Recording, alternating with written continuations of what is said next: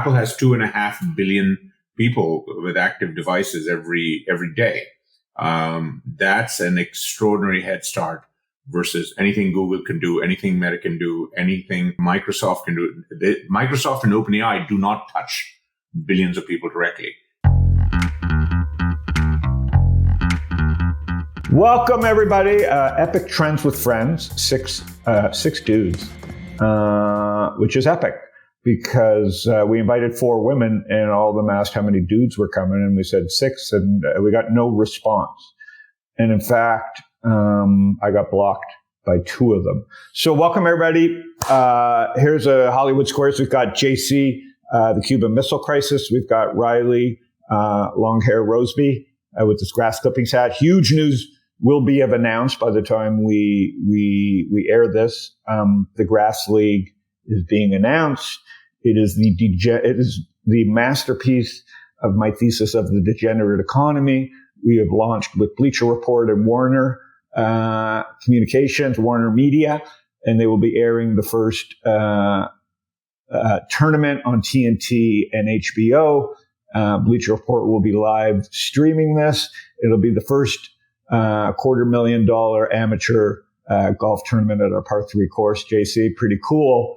Very cool. Yeah. So very rare for a one. We'll have him on the show next. Very rare for a company in its first year to get a major media deal around a sporting event.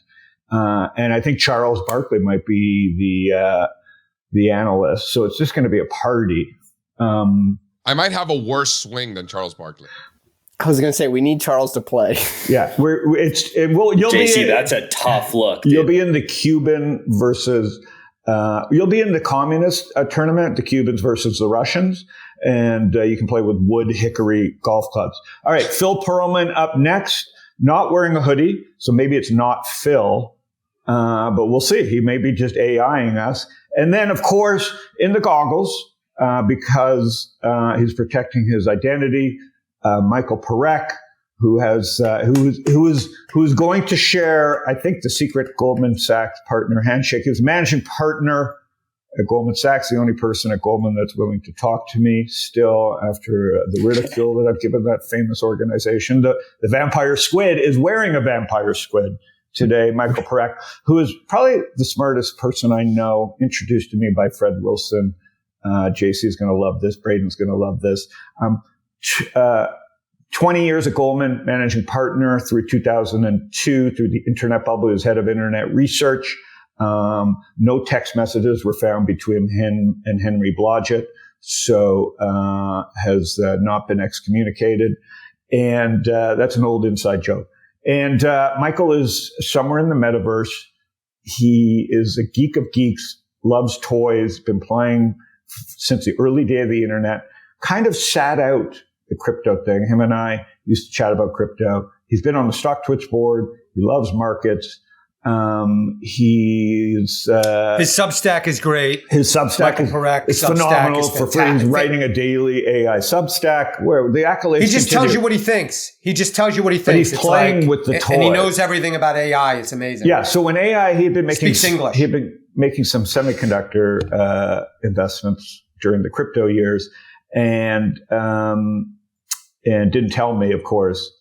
So we'll get into that. But I probably would have passed and said, "Listen, I'm into oil and weed," and so has been, stepped aside for crypto, didn't fully care about it, and is all in on AI. So he's going to help us talk about Apple Vision, AI, and then Braden, of course, FinChat, which is an incredible product. JC even loves it. When JC and I like something, that's always a good sign. And yeah, that's a good track record. It's a pretty good track record. It's happened twice, FinChat and Robinhood. So so we're excited about having Braden on. He's going to walk us through some charts of how FinChat, the magic of FinChat AI, and give us a brief intro. But first, everybody, Michael, welcome. I like the background.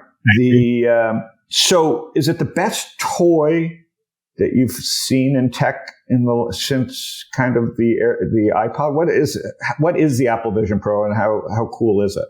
It is a toy. It is an expensive toy. However, if you look at it in historical terms of it, the top 10, 12 products, this thing is actually cheaper today. It's a testament to Moore's law. Than, the Mac just passed 40-year anniversary about a week and a half ago, and that thing was in today's dollars, $7,300. It listed at $2,500. So you could buy two of these things. One, as Howard, I think you bought one for yourself, and you bought one as a collectible. Yes, and I bought one for my son, and if he shoots 10 under, he will get that. So it's probably I have 3.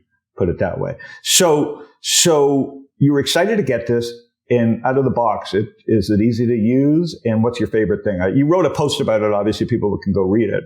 But for me, It would be movies. It's just airplane. For you, what's the funnest thing so far? For me, there are 3 things that are I did write about it. Number one is it's the movies. It's literally having an AMC theater stuck to your face, and it's extraordinary how intimate that makes it. It makes you want to go have popcorn immediately. It's really spectacular on that front. Second is if you have any a recent Apple Mac or laptop, you stare at it and it pops up a huge virtual screen. Obviously for geeks like us who travel and so on, this is hugely potentially helpful on planes and things like that. And you can have multiple Safari windows and apps and so on. So that whole virtual thing. And number 3 is because of the 3D spatial cameras, etc. So a lot of things like sports, music performances. There's a wonderful Alicia Keys demo in here, rehearsal, where you feel like you're in the studio, as an invitee. It's an extraordinary feeling of. I mean, we've all tried the VR and so on over the last 20 years. It's just that this is done classic Apple style. To Howard, your original question, is it easy to use? Yes. I had my sister, who's not a techie, put this thing on, etc. She figured out the whole clicky thing in less than 2 or 3 minutes. The Apple just made insanely hard technology just super easy to use. And they own the stack, right? Is this their chips too? The M3 and stuff? It's got the M2 and the R1. So it's chips galore. It's got probably more advanced chips than most of our computers and laptops, and half a dozen cameras and sensors and so on. It's got LiDAR. Even Elon doesn't have LiDAR in his Teslas. This thing's got LiDAR, which is why, by the way, one of the most fun things about this is that literally you can put virtual windows in every room, walk away, come back, and they're sticking right there.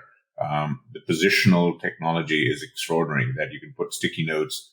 You can, if you're at the office, you can put sticky notes on top of everyone's heads, walk around across all the cubicles, and then come back, and when you're looking at that person, say, "Hey, Sam, did you do what I asked? Because I see there were 3 things." You don't even have to remember that. I don't need an Elon neural chip in my head to remember that stuff. I can just put a sticky note, which no one else can see. That's the fun thing. That's cool. The other thing is Elon can tweet that he has LiDAR and sell 10 million units. So it doesn't really matter to Elon what Apple's technology is, because he could just bully people into buying his stuff. So with Tim Cook and Apple, I think they're undervalued. Like, we'll get into I don't care about the stock really. It's still one of my biggest positions through QQQ in the stock. I don't think they get credit for owning the chip and the whole stack, nor could they, right? Because you don't break out the growth. It's all stack. So I don't think people really understand that Apple is LVMH. So they have, LVMH is margins and scarcity, high margins and scarcity.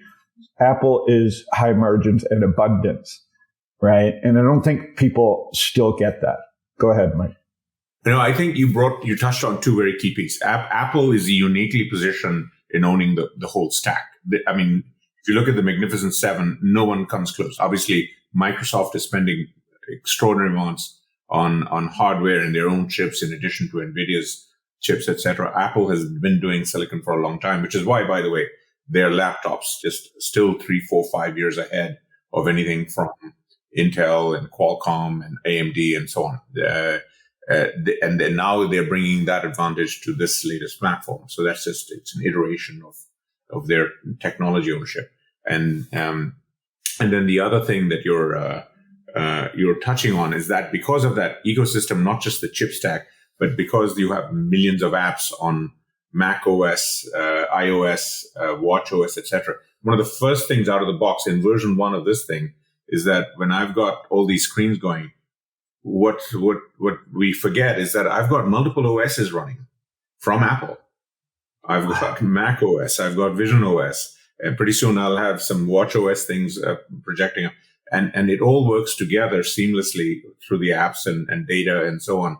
And that's only possible through the Apple ecosystem. Apple has 2.5 billion people with active devices every day. That's an extraordinary head start versus anything Google can do, anything Meta can do, anything Microsoft can do. Microsoft and OpenAI do not touch billions of people directly. As extraordinary as OpenAI and ChatGPT was in November of 22 when they launched, they went from 0 to 100 million users in 5 weeks, one of the fastest ramps. Mm-hmm. When they did their developer day in November of 23, they still had 100 million users monthly, is what Sam Altman said. And so no one asked, oh my God, if ChatGPT is so extraordinary, which it is, why did it not go from 100 million to 300 million or 400 million, right? And no one's talking those numbers. What I'm saying is ChatGPT is wonderful. Lots of people and companies are using it. It's just that it's not touching billions of people immediately.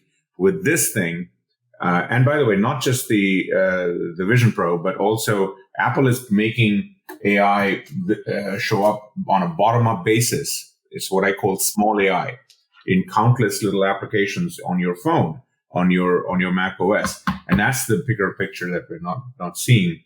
That we've all been steeped in technology for the last 30 plus years. I'm a little older than most of you here, but the core message I want to just stress is that we went in technology from mainframes to mini computers to mobile. There was a 10, 15 year transition, like S curves that we talk about. With this with this generation of AI, we're seeing the mainframe, what I call big AI, and PC/mobile, which is small, what I call small AI, all happening in the same 1 or 2 years. At CES, I was CES this year in January.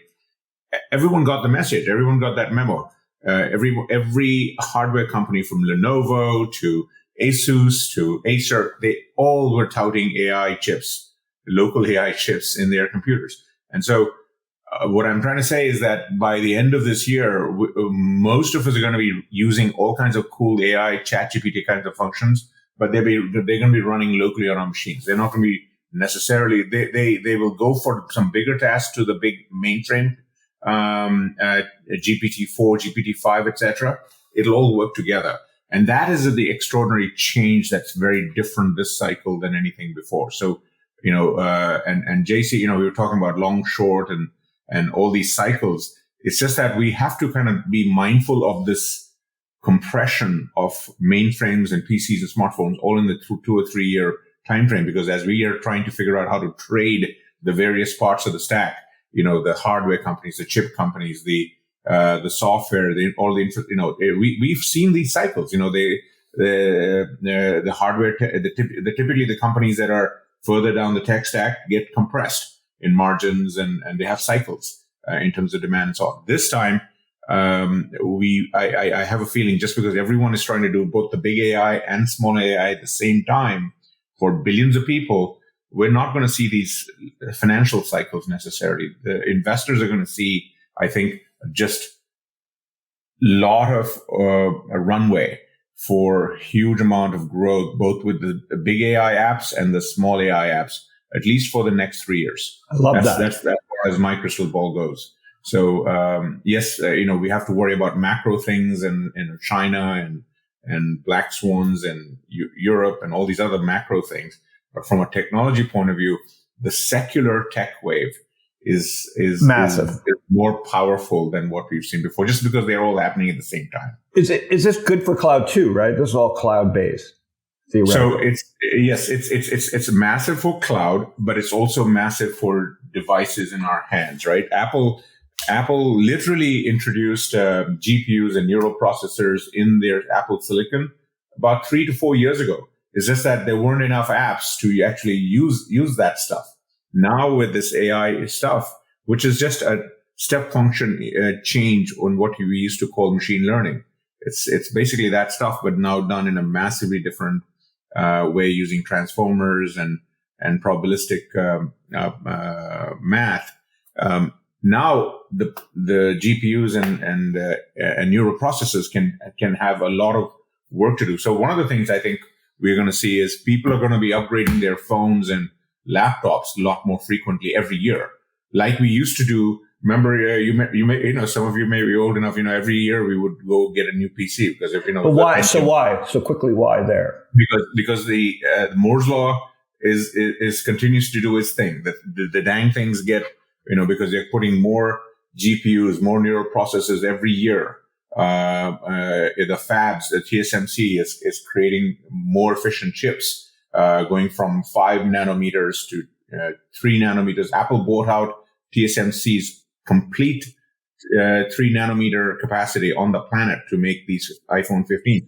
Next year is going to be 2 nanometers. So exponential jumps in the processing power is why you want better processors every year now. One thing Ram and the bears on Apple or the relative bears on Apple, not bears, but relative to other, is that Apple's upgrade cycles are shorter in the iPhone. This could catch people off guard because this could increase Apple's plan is they know what they're thinking in multi-year cycles. Okay. So just to be clear, Apple touches 2.5 billion people. Next in line, Catholic Church. Then who would be third? Facebook? I had to throw that in, Phil. Sorry. Beautiful. It was beautiful. So hey, I have a question. Speaking of me. Go ahead, Phil. Enterprise, right? So this just sounds so wonderful. Like I'm just hyped hearing you talk. Michael, by the way, amazing to see you. My question is, does this just at some point affect the much broader market? All large companies, all enterprises, not just software companies, not just SaaS companies, but all, logistics, everything. All large companies are affected over time. Does that within this next 3-year time frame also, or does that extend longer period of time? Let me just be clear. Phil, a great question. Especially when you start to talk about it in terms of enterprises and lots of vertical industries, people say, oh my God, AI is going to be awesome in healthcare. Yes, it is. It's going to be awesome in education. Yes, it is. It's going to be awesome in manufacturing. Yes, yes, yes. It's just that stuff, when you're talking enterprises, large, medium, small, as we all know, technology always takes longer to develop when you're customizing it, because for enterprises and verticals, there's huge amount of vertical development of software and applications and the stack in those industries to do. That takes years. We've seen it with self-driving cars. We've seen it with wireless technologies, 5G. Everyone said that was going to Internet of Things. We're still working on it. It's 15 to 20 years. I wrote a long post about it. So yes, Phil, it will happen. But the next 3 years are why do I mention 3 years? Because that's typically our time horizon in terms of investing. And so a lot of activity, but be prepared for articles in the Wall Street Journal and the New York Times in the next year or two that enterprises are having a harder time scaling up AI, customizing it for their users. Because remember, this is not just give someone a gizmo and you go to town. You just need to use it with the data of the business. And that is one of the other major differences I can highlight, is that the data is the one thing that totally transforms AI at every stage. And every company, every vertical is going to have to figure out how to take their enterprise data, business data, personal data of their customers and fuse it in. And a lot of that, by the way, there are legal and regulatory impediments. In healthcare, for instance, when I get my X-ray done, and I to get it on the 5th floor of the hospital to move it to the 2nd floor, I have to sign 16 forms to do that because of HIPAA rules. So what I'm saying is, yes, it'll happen. It'll take years, but all this activity is going on right now, and this means hundreds of billions are going to be spent. When I was running the internet franchise at Goldman in the 90s, the telecom industry spent almost $1 trillion from 1995 till 2002 to build up the fiber infrastructure for the internet. By 2002, after the internet bubble crashed, less than 2% of that capacity was being used. We're going to see the same kind of thing here potentially, where this, about 15 to 20 companies are spending $100 billion over the next 3 to 5 years building large language model trained. So, Microsoft, all the names we know, plus another half a dozen in China, actually a dozen or more in China, more in Europe. So there's a huge amount of capex. So this time, I think we're going to see $1 trillion or more easily expended to build what you're talking about, Phil, the enterprise. So this is just, and so a scale, this is just way bigger. This is bigger. It's way bigger. And the last thing I'll just say is that the AI models the technology is getting invented and reinvented as we speak, much faster. In the previous cycles, the PCs, once you had a base thing of the 8086 PC chip and so on, you knew what you had to do. Intel just had to keep making that chip, Moore's law double every 2 or 3 years, and Compaq and Dell could sell, upgraded computers. This time the software is changing massively across the whole thing. Every week I'm reading dozens of AI research papers, and almost every paper has major commercial implications. Your head spins. So it's like, then I got to go back and look at, I just put X amount of dollars to work on these half a dozen seed companies and half a dozen growth companies. I got to go talk to their boards and CEOs and say, by the way, everything we just finished talking about 2 weeks ago in terms of your product plan, we got to change it, because this phase comes along and now all of this stuff is going to be redone in a faster, cheaper, different way. Sorry. All right. No. It's fantastic. So it leads to a question I'm now in bring in JC and Braden. Braden is the ultimate definition of a small app. Even though I'm trying not to insult you. When Mike and I have been through this. He was Web 1 when I was DOS. So I didn't understand Web 1. Mike rode that wave. Mike loved Web 2. That's where we became friends. He started his own company. We all believed in Web 2. Mike sat out Web 3. We'll talk about that another time, and was just waiting. And I think it's a good lesson in what waiting does. It allows you to see the next big pitch, right? Well, you miss something, the bigger thing can come along. With AI, it comes back to like Web 2. The biggest verticals, I think, are going to be sports and finance. So when we went to look for AI and finance, because that's a big unlock, like how do you create what's the equivalent of a billion technical analysts on TradingView? Well, that would be a billion fundamental analysts on FinChat or whatever, hopefully FinChat, but whatever platforms exist today, right? Like the Web 2 created JC and a whole new way of people like JC being able to express themselves and share. The AI model will now allow a different type of unlock. So how are you, quickly explain FinChat and how you see that, and how you built it and how you think about what Mike says about ChatGPT versus Google Gemini. The way that we think about this is, just as Michael mentioned, there's this kind of verticalization of every category. And this, we see this happen time and time again with every trend that comes along. Is first there's like the core, broad sweeping horizontal application. In this case, these are these open like the open source or the closed source LLMs. And then everyone's kind of looking to build on top of that.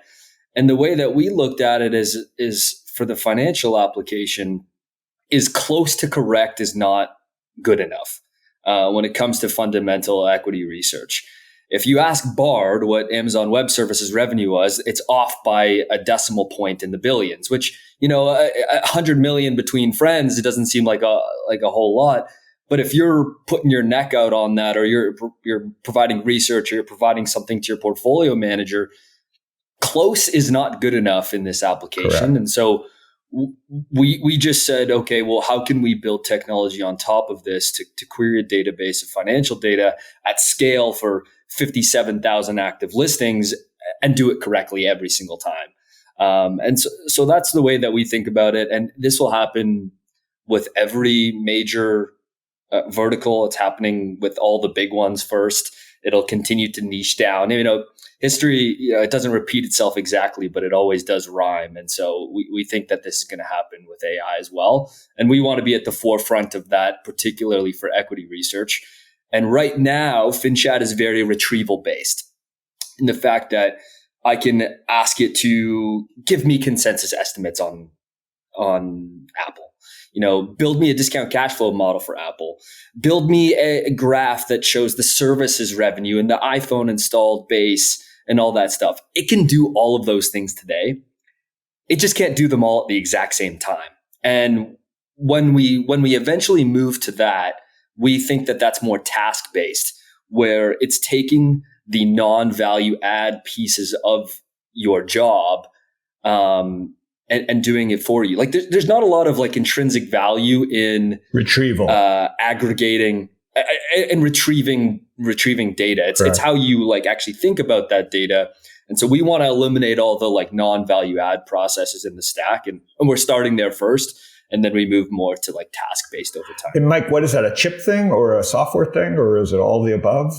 No, it's just a few months for us. That's all it is. So it's that fast. Okay, yeah. Got it. Yeah. Because you started. I think it's across the tech stack, right? For FinChat, right? It's the chip, as Howard said. It's the application pieces, and then how you're accessing various types of data pools and then processing them. When this first started, everyone in the investing community in VC world, the consensus was that all the value is going to flow to the foundational models, and all the software was going to get commoditized really quick. I think this has flipped on its head in the matter of just the last 6 months, and a lot of the value actually flows to the software applications, while you see commoditization further on the model side and the infrastructure side. There's consolidation kind of in the core infrastructure side with Azure, AWS, and GCP taking more market share from the other players. But beyond that, you go into the middle layer there with the LLM, more commoditization, and then there's actually a lot of value being accrued to the top of the stack there in the software. And let's talk about that quickly. JC can chime in here because he has data. So at StockTwits, one of the reasons I'm back and excited as CEO is we now sit on 16 years of our own data, right? Like that now becomes worth something. Quick question, Mike, Braden. Is New York Times suing OpenAI at the beginning or the end? I feel they have an open shut case. Depends on interpretation, but they have an open shut case. Do they not? Like theoretically, or no? Oh, they don't. Why? It's the beginning of the beginning. It's every, look at huge things happen and the whole world knows it's a huge thing, and everyone, and it requires millions of data sources, and New York Times just happens to be the most prominent data source out there, and they're out with their bolt. So is Barry Diller. He's leading the charge and the flag because he owns a bunch of, and the reality is when you look at it deeply from a techie point of view, how the tech works, and then you look at the legal stuff, and I'm not a lawyer, but I play one on TV sometimes. But my point is that it's not an open shut case. Okay. They did an extraordinarily detailed job. I went through every 200+ pages of the thing. The exhibits, the prompt. They engineered the prompt to an inch of its life to make OpenAI's system answer the questions with the articles pulled out. You can do that. That's what prompt engineering is. It's basically asking questions. It's like when we talk to people, and OpenAI in a very diplomatic way in their response to this, which you can go look on their website. It was very balanced. They said, look, our system, it's like a fraction of a fraction of a fraction of a fraction of a fraction percent of New York Times content that was used. And the only reason it was anyway, it's very engineered. And when if it ever goes to a court, this will all get adjudicated and looked at, etc. But look, this is New York Times. This is just a flag to say we're first in line for our piece of the pie, whatever the compensation regimen. So this is a negotiation. This is not a lawsuit per se.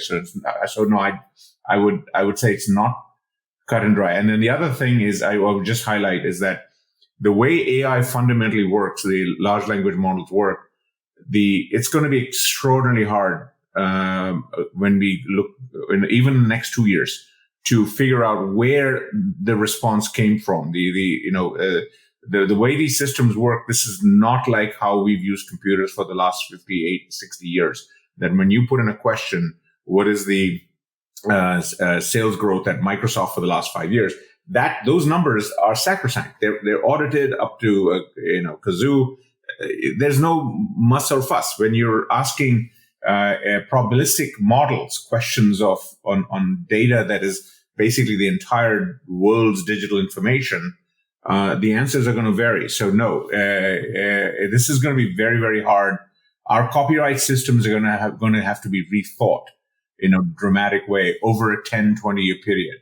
But in the meantime, the current copyright companies will get something, but it's not going to be nearly what I think it is going to be. Got it. Very helpful. All right, let's do what we normally do now and incorporate Braden, Phil, and Michael and JC. JC, take it from so we've now seen the big picture. Thanks, Mike, and hopefully be a once a month regular. Phil, I want to get to JC before he has to hop. Phil, so save that question for a sec. But Mike, very good. We still have to get to Gemini and some examples of FinChat. But JC, knowing what's going on, because JC came in very excited about being short. And this is an idea. This is the name of this show, Trends with Friends. JC has been long, 18 months, been doing the numbers, new highs, new lows. I came in excited like a Cuban schoolgirl, to say I'm short the market. And, so tell me what we're seeing, JC. I mean, just massive distribution. And it's funny that Braden is on. I didn't even know. I think Lindzon's trying to get more Canadians on the show or something weird like that. Just more portfolio company. Yeah. Braden and I were talking last week about certain, breadth metrics and things like that. Anyway, glad you're here because I can kind of show you just a coincidence. This is what's on our mind, right? It's a market of stocks at the end of the day. So while the S&P 500 might be doing one thing, the NASDAQ is doing that same thing, and the Dow's they're all making new all-time highs. How come there aren't any stocks left making new all-time highs? How come the new 52-week highs list is non-existent? Why are we getting so many bearish divergences in momentum and breadth, right? So let's take a look at a few of them. And it's not like one of those things where like, oh, JC's cherry picking some chart. There's one divergence. No. It's all of them, right? It's not like it's one thing, right? So that's really the point here. So just a good example, here's the advanced decline line on the New York Stock Exchange. That peaked back at the end of December. By the way, that's when the dollar bottomed. Not a coincidence, right? Part of the reason why we had been so bullish for so long, a lot of that was dollar weakness, right? So one of the things coming into the year that was going to turn us potentially more bearish, right? We outlined that coming into the year. One of them was dollar strength. Sure enough, we're seeing the dollar strength. The day that the dollar bottomed, the advanced decline line on the New York Stock Exchange peaked, right? And that's stocks only, by the way. So go to the next one. So here we're looking at so this is another great way to kind of just show that fewer stocks are going up, right? There's a lot of different ways. There's nothing magical about the 50-day moving average or the 200-day moving average. It could be the 20-day moving average. It could be the 63-day moving average, right? Pick your favorite moving average. It's going to tell you the same thing. Fewer stocks are going up, right? So the percentage of stocks above their 50-day moving average, again, peaked in December. The amount of stocks above their 200-day moving average and longer-term uptrends also peaked in December. We have the fewest amount of stocks above their 200-day since early December. Currently, the fewest amount of stocks above their 50-day since November, right? So while the S&P 500, the headline is new all-time highs, there aren't any stocks left participating. Last Friday, for example, the S&P 500 was up 1% on the day. 2/3 of the New York Stock Exchange was down. 75% of the Russell 2000 was down. Half the S&P, even though it was up 1%, half the S&P was down. most stocks were down on Friday, but that's not the headline. The headline is new all-time highs, right? But you can see here, again, I'm not cherry picking data. Pick your favorite moving average is going to tell you the same thing. And Braden, here's a good one. So here's the New York Stock Exchange new highs list, which peaked on December the 14th. That was almost 2 months ago. And with new highs in these averages, not just the New York Stock Exchange composite, which I would argue is really, really important index, S&P, Dow, NASDAQ, the whole thing. The new highs list is non-existent. 1 month highs, 3 month highs, 52-week highs. Like, we're just not seeing the highs that we were seeing before. So I think the market's vulnerable. We're short both the NASDAQ and the S&P through puts. So very aggressively betting on lower prices for the indexes and stocks. We're literally shorting Dell as we speak. We're shorting Dell. I'm with Sean here on the Slack about certain strike prices. So literally shorting Dell as we speak. Already short Lululemon. So look at consumer discretionary relative to staples. You can keep going down. Well, here's, the vulnerability, I think you might want to point it to the small caps, right? Is there a whoosh out there, or is you just see a, like, I don't think we're anywhere near. I don't think we're anywhere near whoosh levels. It's quite just, the opposite. Just a sell-off, I mean, listen, every big correction starts out as a small one, right? But not every small correction turns into a big one. So I don't want to say that this is not a big one. There's little evidence that would suggest that it is. In fact, we were joking that I could see ourselves right around St. Patrick's Day, double fisting some beers and buying weakness, with sentiment sort of, at washout levels around St. Patrick's Day. I could totally see that situation. But in terms of like a whoosh, here, I'll give you a great example. And this is something great too, Braden, is the sentiment, not just the breadth. So here are newsletter writers. So this data goes back to 1963, I believe, or 67. So the data goes back a long time. The guy who invented this started aggregating all the newsletter writers, thinking that would be good information. Like, if the newsletter writers are bullish, it's a good time to be buying stocks. As it turns out, it was the exact opposite, right? And the guy, kudos to him, discovered it right away, like still in the 60s. So this thing goes back forever. They're great contrarian indicators, right? Notice here, you'll see that this is the spread between bulls and the bears, Investors Intelligence Survey. So you'll notice that newsletter writers are the most bullish that they've been since 2021, right? Now is when they're telling you to buy stocks. 18 months ago, when the market was bottoming, they were telling you to sell stocks, right? So you see how this works? So they're incredibly optimistic. I think it's a better indicator on when they're negative than it is when they're positive, but I hear you. I think it's a better indicator when they're negative. The point is, sentiment is no longer the tailwind that it's been for the 18 months that we've been bullish, and it is now a headwind, right? That the market needs to take care of. I just want to make 2 comments quickly about the psychology of this. First of all, I want to talk briefly about JC's brain, okay? Because there's this concept called cognitive flexibility, right? When we are able, so what happens is a lot of people become perma bears or perma bulls based on their outlook on life or their positioning in the market, and they stick to that and they stay in that mode, and they, despite evidence, are unable to break away from it. And I just wanted to point out, JC is right now, he's been bullish. All of a sudden he gets negative, he gets bearish, and now people are going to bust his balls about it.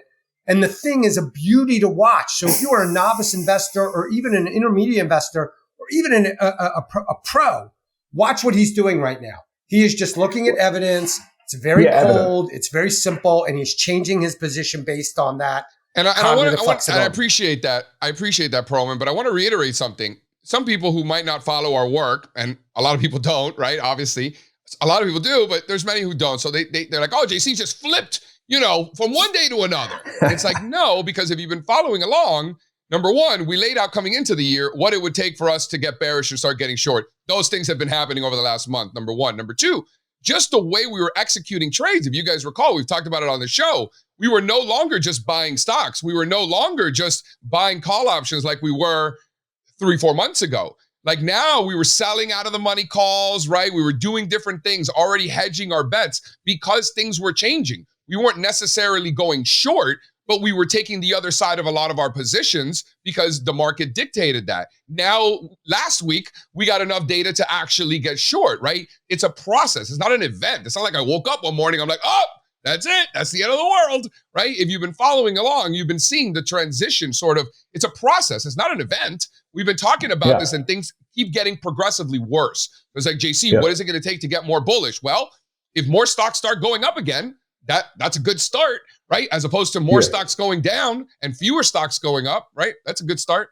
I think the best we can take away from this, and I love that there's a word for this, Phil, is that probably not the best time to read newsletters, Beehive, Substack, and go, oh, this guy's smart, right? Because they got NVIDIA right. It may not be the best time to enter markets. It may be a good time to just, if you don't like being out of the markets, just stop adding to the markets right now.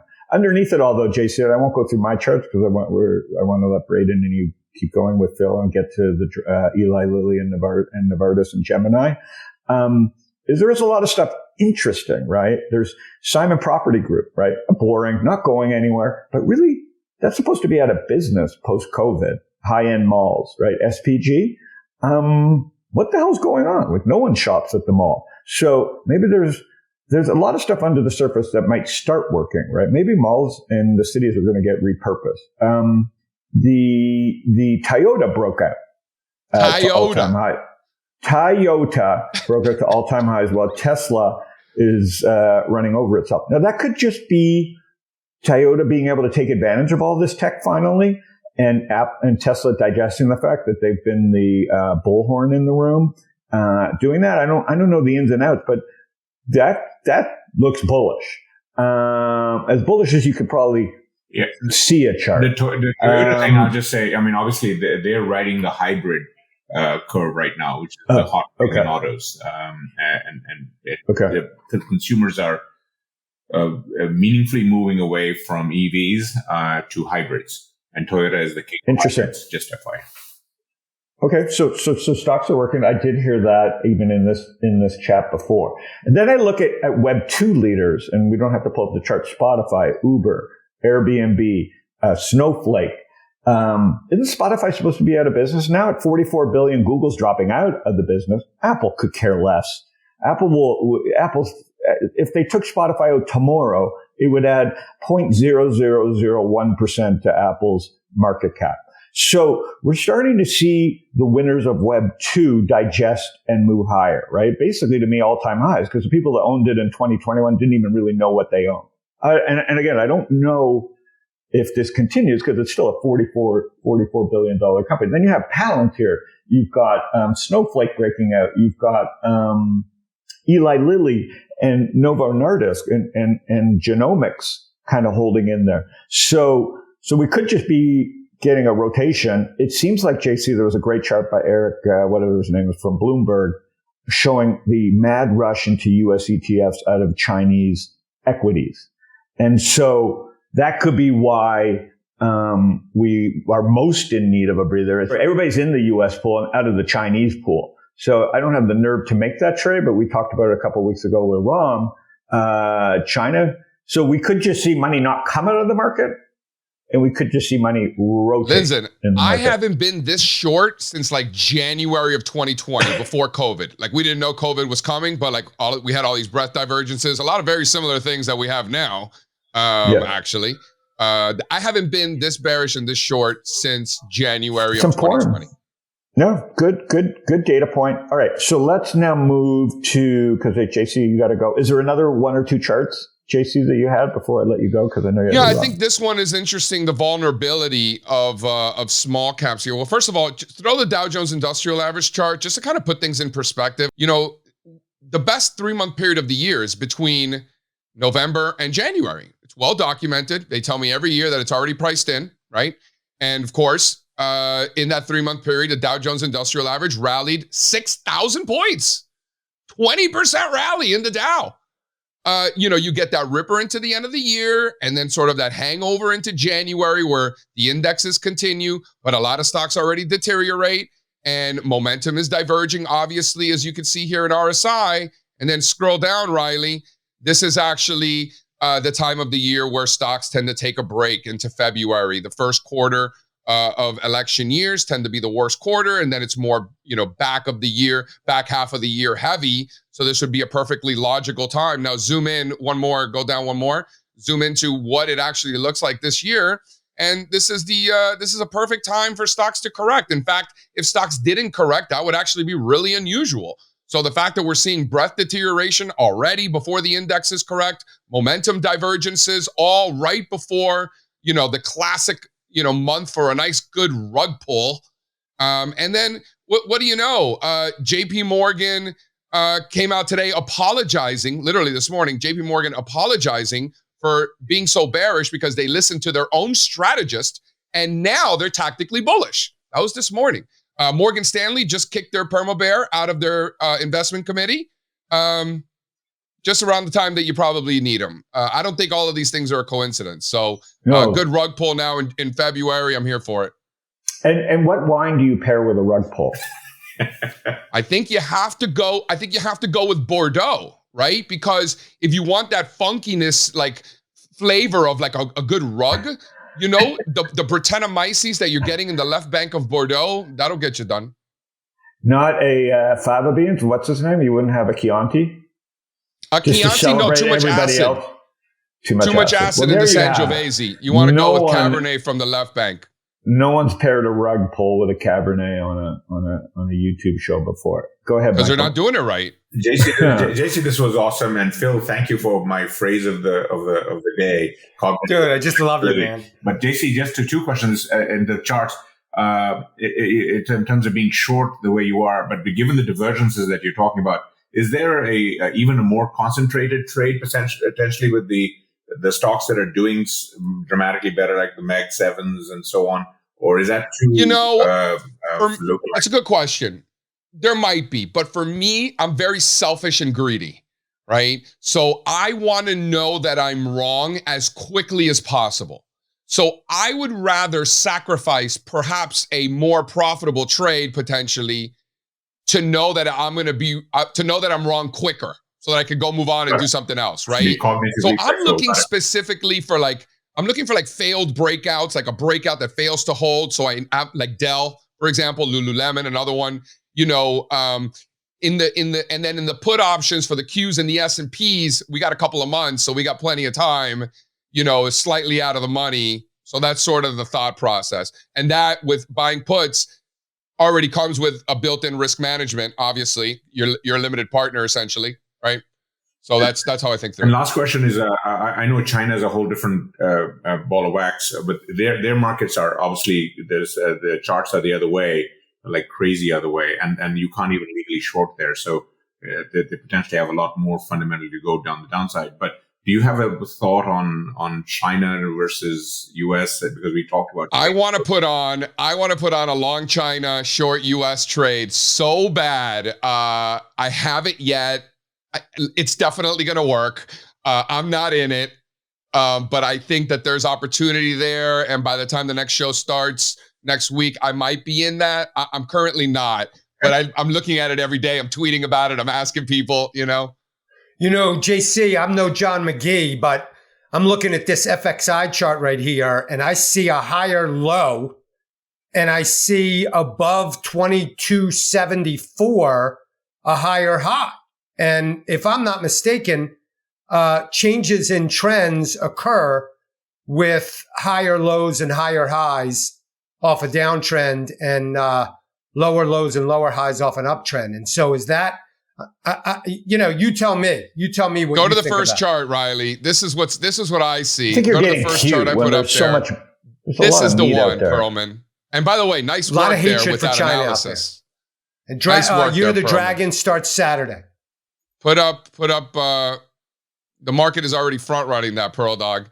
This is how I see it. This is the chart I'm looking at. China making lower lows relative to the US and on an absolute basis. I got a text message from my father last night asking me what's happening in Chinese stocks. I don't remember my father ever asking me about what's going on in the stock market, ever. So shout out to Dad asking me about Chinese stocks. Like, we got to be close, bro. We got to be close. Okay. Oh, he's bearish. So, okay. I think all right. So that's the signal I'm going to go with. JC's dad. I'm not an expert on this, but that's a signal. I do have a question about those outflows, Howard, on that outflows chart. Do you think that could be in correlation to all the global X China ETFs that closed over the last? It could be. Again, it's just one chart, and it just seems, I think JC's got the call on how to think about not blowing your brains out if you feel like hedging or doing some shorting. I'm just not super long anyways, right now. And I use this type of market to sell a few things, take a little off the QQQ and XLK. So I'm looking at new ideas, to be honest, right? Like some stuff is working, because there's still the 8 trillion on the sideline. And even if JC's right, and it probably is, for the trade, the election cycle year is still, I don't want to be like triple timing things. If you look at JC's election cycle year, I don't need to be cute enough to save 4% on a year, because I don't have the time. But I think JC, it's important to note how long we've been talking about on Trends with Friends, a year plus that we've been doing this. Is just like, why short? Maybe there was a week in there that we got a little bit nervous. Yeah, in the third quarter. In the third quarter. Yeah, in the third quarter. But overall, I remember Perlman asking me, being like, well, JC, when are we going to buy stocks? I remember we were joking, buy in October and get yourself sober. Remember all that stuff? But it wasn't a joke. Like, that was real. And like, we did do that. And that worked really well. Remember, Pearls? 2 years in a row, we bottomed in October. That's not a coincidence. That happens a lot. Not a coincidence. Okay, so let's move quickly to a couple ideas that are blowing my mind, and Phil can chime in, and then we'll end with Gemini and JC if you got a hop. Eli, let's show people the power of FinChat. I don't know if we have the charts queued. One of the amazing things is the first product you built called Stratosphere. So talk about Stratosphere and how you melded it and why that's important. Yeah, for sure. So the original thought was, let's build an investment research platform where people can focus on what matters, what drives the business. Perfect example is, you guys remember that Netflix quarter, Q2 of 2022. Netflix was a mega cap name, well established in as being one of the FANGs, and lost 36%, which is around 100 odd billion in market cap in one trading day, because they had their first net loss of subscribers since they started the streaming business. It was the first time. Now, there was a lot of reasons behind that. They basically cut off Russia and their subscriber count base. But the stock fell off a cliff. Investors panicked. Growth is dead. There's nothing left for Netflix. Reached saturation internationally. The multiple compresses 36% in one day. And I thought to myself, I was like, revenue is up 9%, if I recall correctly, year over year. If you compared Q2 to the previous year, but the number that was actually moving the market was the subscriber loss. And almost all investment professionals, even if they're using a professional terminal, are aggregating that data points off the filings by hand into their Excel spreadsheets, probably fat fingering numbers. And then relying on their FactSet, Bloomberg Terminal, or CapIQ subscription for the rest of the financial statements. And we thought to ourselves, like, that seems like a huge gap that still exists. And that was kind of the original thesis and the original idea. That's translated really well with AI, because it turns those kind of core KPIs and revenue segments. It does something really interesting where the AI becomes not only impressive, but intelligent about those public companies. He's able to talk about like things that actually move the needle for them. So that's how we got here, and that's why we started aggregate them. We do it for almost 2,000 companies internationally now today. And so when you were talking about Eli Lilly and Novo, I just pulled up easy comps on them. We could compare like the diabetes revenue segments, the Ozempic stuff. Like you can get a nice visual really quickly. The key for me here is giving people context to understand how big this product is, right? They're known, Lilly's a big drug company. So for it to move, then it's basically now become 50%. This is not a tiny company. So tell me what we're looking at here and how quickly FinChat pulled this up. Yeah, I pulled this up in about 5 seconds, but what it is it's pulling up Novo's diabetes care revenue line item. That's shown in blue, and that's compounded at around 17.65%. By the way, this graph is only showing from Q4 of 2019. So the last roughly out 14 quarters. So, the growth is even more tremendous if we break this out annually to when they started breaking it out. And then stacked on top of it, you see Eli Lilly. If I wanted to throw on Medtronic, Becton Dickinson on there as well, because they break out their diabetes line items, I could do that, in another 5 seconds.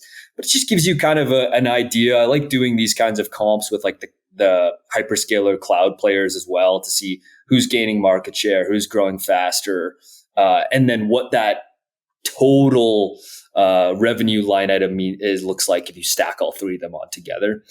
And we're talking about a trend here, right? Like we put garbage in our bodies, and you get these kinds of results, and people need the magic pill. We've been talking about this magic pill since the early days of the internet, and the question is, do we have it? I think there's a lot of questions right now around, what will happen. What happens if you go off of it? What are the side effects? I think that there's still a lot to be TBD. But if you need to go back on it, you will. I don't know. It's better than the cardiovascular. It's better than the cardiovascular and health conditions, I'm sure, than you have from being morbidly obese. Braden, I was wondering, did that just break out there? I'm trying to understand how we figure out a hit product relative to like the company size in the past. So how do we break out Novo Nordisk fat pill revenue, whatever it's called, versus their diabetes revenue, or there's Ambien revenue, or just Lilly's breakout drug? How do we help investors graphically see how big this is? Because that's what's led the stock up, right? What drives great companies are great products and cash flow. And I think that's what people have hard to grasp, is how big the drug is for a company the size of Eli Lilly. So, or Novo. Could you pull that up? Yeah, I can pull up either of them. Here's Eli Lilly. We break out all their revenue segments here. We break it out by geography. So if you want to see like what the U.S. looks like in terms of compared to the total, and so you're looking, it's definitely more than half. U.S. massive. Yeah, you can see also like how much they're growing organically as well. So they're breaking out how much growth they have on the top line from price increases versus organic volume increases, and so you can kind of see what their pricing power looks like over time.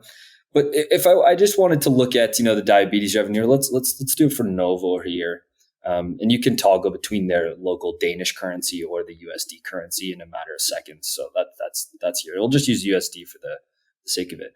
If I just break out Ozempic, since they started tracking it and breaking it out in their filings in December of 2018, break that out quarterly. This is just the Ozempic revenue that they break out in their filings every quarter. And so, this train has left the station. You've seen the stock go monster. And I think that there's an important kind of takeaway that the consensus on the street has been that if you didn't own Magnificent Seven in 2023, there's no way you beat the market. Like, that has become very consensus. I just ran the screen while we were talking like a minute or two ago on over the last trailing 12 months of performance as of yesterday's close, how many US stocks over 10 billion in market cap, so large caps, over 10 billion in market cap, and have gained more than 25% of their share price. That number is 179 stocks. And those are all large caps. So the consensus on the street has been, if you didn't own Magnificent Seven, you underperformed. The reality is that that's just not true. I mean, you had a really good chance of overperforming if you had them, but it has been a stock picker's market over the last 12 months. And it's not just been Mag 7. There's been a lot of names. I mean, look no further here than Novo or Eli Lilly. And it's not just a imagination. These companies are executing extremely well. There's a superior demand for their product. They're innovating fast, and you've seen the Ozempic revenue has gone from 650 mil US to 4.5 billion in just a few years. So that's why these stocks are going up. It's not because there's massive inflows. While that might be true, these companies and their fundamentals are performing and doing better than they were just a few years ago. So, and then the underlying I mean, so that's what you can do with FinChat. It's finchat.io. It's really, but yeah, it's cool, Mike, right? Because this is the power of a small, and this is early. I think the other thing people need to realize is there's zero room for error. But for the retail investor, and for the individual, this is like a 1,000 times X, like charts were and VWAPs and all these things that companies built in. We're at the first stage of the next stage of fundamental analysis. And Braden, what's the slowdown going to be? Prompting? Like people have to learn how to prompt? What's the trick? And and Michael, you can chime in here. What is the trick? And then I'll let everybody go. But I also want to get Phil talking about diabetes. But what's the trick of prompting? When you see someone, maybe your parents use Google and it just looks a little different, how they keyword stuff, the type, how they approach using traditional search on Google. I think that this is, again, one of those things where prompting, there is a certain skill, just like there's a certain skill to Googling. But at the end of the day, it's actually more intuitive and more native than search is, because the more specific and the more context you can give the computer, the better the results. So there's not any sort of like magic around prompting. If people like to hack it and that kind of stuff, those things might be useful. But at the end of the day, the more specific you are and you talk to them, the way that you would want to give a task to a human on your team is to be very clear, very instructive, and show exactly what the deliverables should be and what they should look like. The computer handles those things the exact same way. So that's my only real tip is it's actually more intuitive than it's a communication skill, right? I mean, communication's hard, and this is a communication skill. But That's Mike, right. You're shaking your head. So you think mainstream? No, I think the fundamental, if you strip it down, the fundamental thing about AI is that these are now going to be, software is basically being redesigned to help us reason. And the biggest thing, that I heard a couple of years ago was that for the first time in history, regular people can program computers with language. We're talking to them, right? Prompting just happens to be the way we're texting them, etc. And already we can talk to these things, etc. And as Phil said, it's communications. It's just like it's so very hard to communicate to your team or any other person, your dad, how to do this, etc. Computers are no different. They're tapping different data sources, different rules to do this. It's just that what we're calling prompting, Howard, this is going to be with us for a very long time. How do you talk to these machines?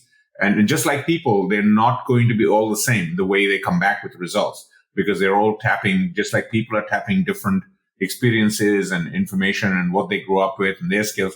The AI, AI is a very, very misleading term because it's not AI. It implies singularity. It's massively plural. It's like everything out there that is getting queried, etc. So it's AIs. And so it's just like people. And so, prompting is going to be an issue. It's going to be UI UX issue with how do we deal with this for a very long time. We don't have the answer, and we likely probably won't for a very long time, if ever. It's going to be a new skill to learn how to ask computers, just like we've learned how to deal with people since kindergarten. How do you get things? How do you get that lollipop from that extra lollipop from that kid in kindergarten? It's the same thing. Why are you excited about Google Gemini? And people can read this on your blog, but what are people not understanding?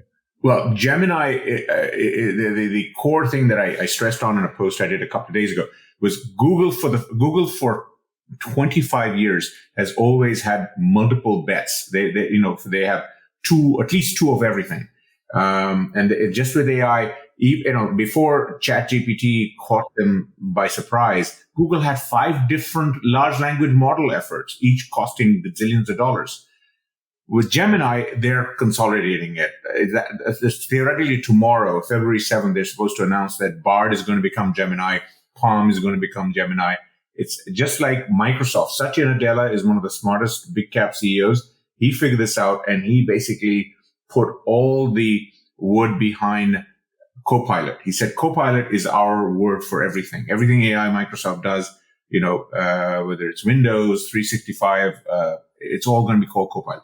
And maybe Google is learning that lesson and saying, we're going to call it all Gemini. So we'll see. I think it's tough for Google. They will still, because they have various fiefdoms in the company. It's like a big Hollywood studio. It's very tough to get the studios to work together, even at Time Warner. I remember when AOL bought Time Warner. These are fiefdoms. And so that's a cultural thing, corporate culture thing. But at least they seem to be trying to put all their efforts behind one product, which is going to be easier for enterprises, for consumers, hopefully, to how to deal with, getting Google's AI versus OpenAI and Microsoft's AI. So from a brand point of view, it's going to be hopefully Google with Gemini, Microsoft with Copilot, and OpenAI with ChatGPT and GPT. Those are the three. And then if you want to go further down the list, it's Anthropic with Claude, and then you can go down, 3, 4, 5 different other products. And FinChat with FinChat. And FinChat. And if you want anything to do amazing chart, go FinChat. And how about Apple? How about Apple with that? No, thank you. Apple, it's all bottom up. So Phil, they're not trying to sell like Microsoft a ChatGPT, a language model.